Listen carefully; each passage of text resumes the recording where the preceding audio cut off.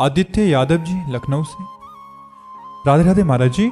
महाराज जी, व्यक्ति अपने भीतर ऐसी कौन सी स्थिति विकसित करे कि बाहरी अपमान, पारिवारिक तनाव, अपमान या विरोध उसे हिला ना सके?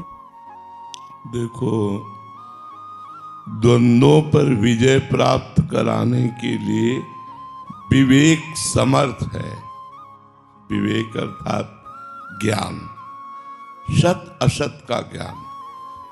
जैसे कोई हमारा अपमान कर रहा है, पहली बात, यदि हम सब में इष्टाकार वृत्ति करें, भगवदाकार वृत्ति करें, तो अपने हाथ से अपने गाल में लग जाए तो किसका अपराध? अपनी दांत से जबान कट जाए तो किसका अपराध? ऐसे सब हमारे आत्मा स्वरूप हैं। कोई अपमान करता है, उसकी बुद्धि हम मुस्कुरा दिए, चल दिए। सामने यदि हम भगवत स्वरूप देखेंगे तो सह सकते हैं, या दूसरा विवेक कि हमारे किसी प्रारब्ध का नाश कराने के लिए भगवान प्रतिकूलता, निंदा, अपमान, तिरस्कार ये करवा रहे हैं। अब हम नया संस्कार विरोध करके पैदा नहीं करेंगे। विरोध अगर हम पैदा कर दिया तो फिर नया संस्कार बन जाएगा, फिर उसका भोग भोगना पड़ेगा। इसलिए हम सह लेते हैं। तो दो स्थिति में विवेक हमको सहने की सामर्थ्य देता है, या तो अपमान करने वाले में भगवान को देखना, या अपमान की क्रिया मेरे प्रारब्ध का नाश कराने के लिए भगवान इसके द्वारा करवा रहे, ऐसा। तो जब हमारे अंदर ज्ञान पैदा हो जाता है तो हम शत्रु मित्र सम जान, मान मान अपमान सम, दुख सुख लाभ न हानि, यह जो कृपा हरिवंश की। शत्रु मित्र में, लाभ हानि में, मान अपमान में, सुख दुख में समान भाव पैदा हो जाता है। ये समान भाव ही विवेक है, ज्ञान है।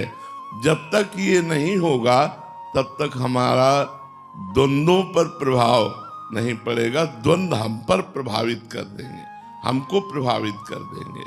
तो हम चाहिए कि नाम जप करें, सत्संग सुने, गंदे आहार का त्याग करें, गंदे आचरणों का त्याग करें, तो हमारे अंदर ज्ञान प्रकट हो।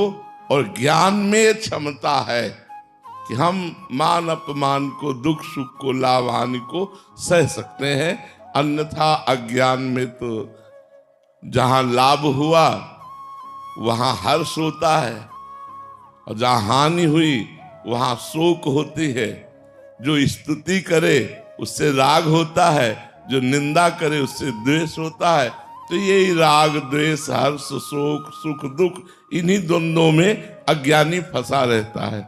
अगर कोई मुक्त होता है तो अध्यात्मवान ही है, जो इन द्वंद्वों से पराजित नहीं होता। उसे कहते हैं द्वंद्वातीत, द्वंद्वों से अतीत, वो विवेकवान ज्ञानी। तो जब तक हमारे आचरण शुद्ध नहीं होंगे, हमारा भोजन शुद्ध नहीं होगा, हमारा संग ठीक नहीं होगा, तब तक हम अध्यात्मवान नहीं बन सकते। और बिना अध्यात्मवान बने ये क्षमता नहीं है कि हम अपमान को, तिरस्कार को, निंदा को सह जाएं। नहीं सह, हृदय में आग पैदा होगी, और जितना हम में बल है हम उसका प्रयोग करके विरोध शुरू कर देंगे। बस वो विरोध नया संस्कार बन गया, उसका भोग भोगो। तो इसलिए ज्ञानी पुरुष ही इस बात को सह सकता है। आप समझ रहे? धर्मेंद्र पांडे जी, बिहार से। राधे राधे महाराज जी, आपके चरणों में कोटि कोटि प्रणाम। महाराज जी, मानव कल्याण में अध्यात्म का योगदान कैसे और कितना है? पूरा। बिना अध्यात्म के कल्याण हो ही नहीं सकता, और बिना संतों के अध्यात्म मिलता नहीं। क्योंकि शास्त्रों में जो अध्यात्म लिखा हुआ है, उसी अध्यात्म का अनुभव किए हुए यदि संत महात्मा का संग हो जाए, तो देवर्षि नारद जी कहते मात संगस्त दुर्लभो अगम्यो अमोघस्य। यदि संत महापुरुष का संग मिल जाए एक, तो दुर्लभ बात है। अगर मिल गया तो निर्वाह करना कठिन, अगर निर्वाह कर ले गए तो अमोघस्य, निश्चित कल्याण हो जाएगा, निश्चित परम लाभ प्राप्त हो जाएगा। तो परम लाभ के लिए, भगवदानंद के लिए, मोक्ष के लिए, प्रेम के लिए अध्यात्म ज्ञान अत्यंत अनिवार्य है। और अध्यात्म ज्ञान बिना संतों के संग के प्राप्त नहीं होता है।